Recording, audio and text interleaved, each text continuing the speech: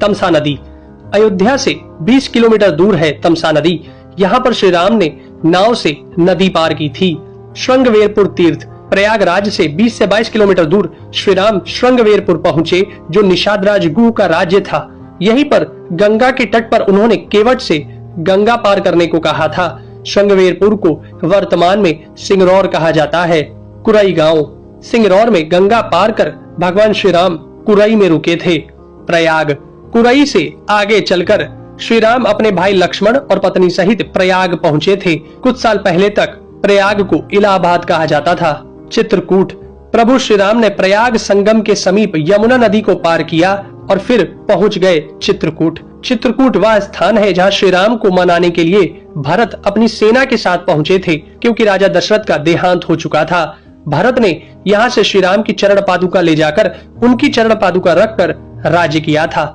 सतना, चित्रकूट के पास ही सतना यानी मध्य प्रदेश में स्थित अत्रि ऋषि का आश्रम था। हालांकि पत्नी अनुसुईया के साथ महर्षि अत्रि चित्रकूट के तपोवन में रहा करते थे, लेकिन सतना में रामवन नामक स्थान पर भी श्री राम रुके थे, जहां ऋषि अत्रि का एक और आश्रम था। दंडकारण्य, चित्रकूट से निकलकर श्री राम घने वन में पहुंच गए। असल में यही था उनका वनवास। इस वन को उस काल में दंडकारण्य कहा जाता था। मध्य प्रदेश, छत्तीसगढ़ और महाराष्ट्र के कुछ क्षेत्रों को मिलाकर दंडकारण्य था। दंडकारण्य में छत्तीसगढ़, उड़ीसा, तेलंगाना एवं आंध्र प्रदेश राज्यों के अधिकतर हिस्से शामिल थे।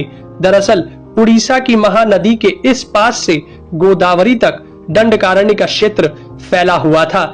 इसी दंडकारण्य का ही हिस्सा है तेलंगाना का एक शहर भद्राचलम।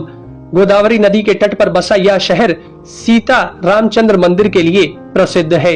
यह मंदिर भद्रगिरी पर्वत पर है।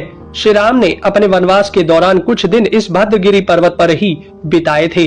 स्थानीय मान्यता के मुताबिक दंडकारण्य के आकाश में ही रावण और जटायु का युद्ध हुआ था और जटायु के कुछ अंग दंडकारण्य में आकर गिरे थे। दुनिया भर में सिर्फ यहीं पर जटायु का एकमात्र मंदिर है। दंडकारण्य वन अब सिमटकर वर्तमान में भारत के छत्तीसगढ़ राज्य में ही रह गया है। पंचवटी, नासिक, दंडकारण्य में मुनियों के आश्रमों में रहने के बाद श्री राम अगस्त्य मुनि के आश्रम गए। यह आश्रम नासिक के पंचवटी क्षेत्र में है, जो गोदावरी नदी के किनारे बसा है। यहीं पर लक्ष्मण ने सूर्पनखा की नाक काटी थी। श्री राम ने खरवादूषण के साथ युद्ध किया था। गिद्धराज जटायु से श्री राम की मैत्री भी यहीं हुई थी। वाल्मीकि रामायण अरण्य कांड में पंचवटी का मनोहर वर्णन मिलता है।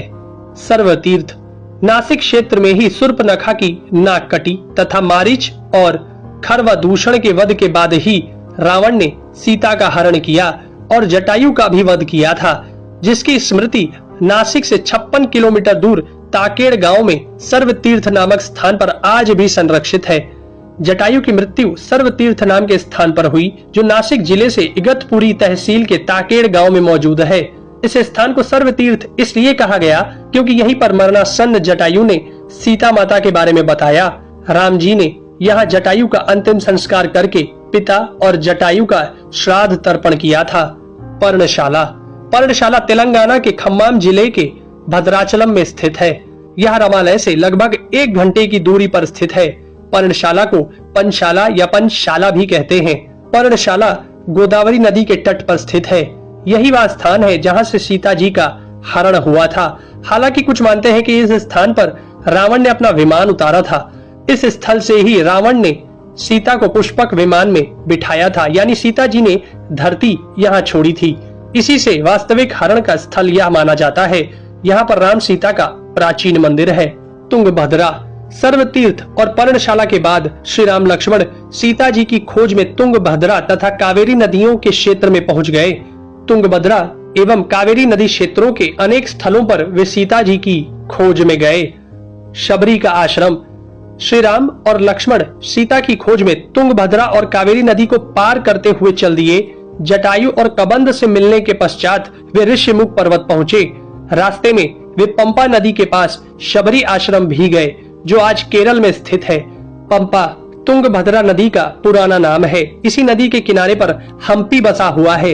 रामायण में हम्पी का उल्लेख वानर राज्य किष्किंधा की राजधानी के तौर पर किया गया है। केरल का प्रसिद्ध शबरीमलय मंदिर तीर्थ इसी नदी के तट पर स्थित है। ऋषिमुख पर्वत, मलय पर्वत और चंदन वनों को पार करते हुए वे ऋषिमुख पर्वत की ओर बढ़े। यहाँ श्री राम ने हनुमान और सुग्रीव से भेंट की, सीता जी के आभूषणों को देखा और बाली का वध किया।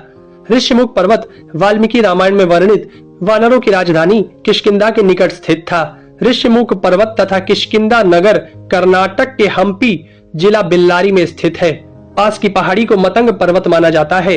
इसी पर्वत पर मतंग ऋषि का आश्रम था जो हनुमान जी के गुरु थे। कोडिकरई। हनुमान और सुग्रीव से मिलने के बाद श्री राम ने वानर सेना का गठन किया और लंका की ओर चल पड़े। तमिलनाडु की एक लंबी तट रेखा जो लगभग 1000 किलोमीटर तक विस्तारित है। कोडिकरई समुद्र तट वेलांकनी के दक्षिण में स्थित है, जो पूर्व में बंगाल की खाड़ी और दक्षिण में पाल्क स्ट्रेट से घिरा हुआ है। यहाँ श्री राम की सेना ने पड़ाव डाला और श्री राम ने अपनी सेना को कोडिकरई में एकत्रित कर विचार विमर्श किया, लेकिन श्री राम की सेना ने उस स्थान के सर्वेक्षण के बाद जाना कि यहाँ से समुद्र को पार नहीं किया जा सकता और यह स्थान पुल बनाने के लिए उचित भी नहीं है। तब श्री राम की सेना ने रामेश्वरम की ओर कूच किया। रामेश्वरम समुद्र तट एक शांत समुद्र तट है और यहाँ का छिछला पानी तैरने और सन बाथिंग के लिए आदर्श है। रामेश्वरम प्रसिद्ध सनातन तीर्थ केंद्र है। भगवान श्री राम ने लंका पर चढ़ाई करने के पहले यहाँ भगवान शिव की पूजा की थी। रामेश्वरम का शिवलिंग श्री राम द्वारा स्थापित शिवलिंग है। धनुषकोडी या धनुषकोटी। 3 दिन की खोजबीन के बाद श्री राम ने रामेश्वरम के आगे समुद्र में वह स्थान ढूंढ निकाला जहाँ से आसानी से श्रीलंका पहुंचा जा सकता हो। उन्होंने नल और नील की मदद से उक्त स्थान से लंका तक का पुनर्निर्माण करने का फैसला लिया।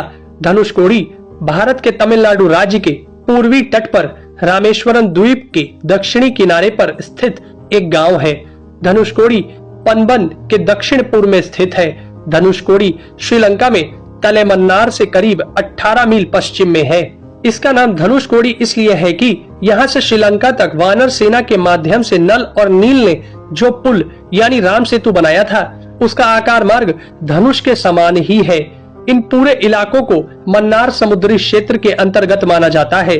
धनुषकोडी ही भारत और श्रीलंका के बीच एकमात्र स्थलीय सीमा है जहां समुद्र नदी की गहराई जितना है, जिसमें कहीं कहीं भूमि नजर आती है।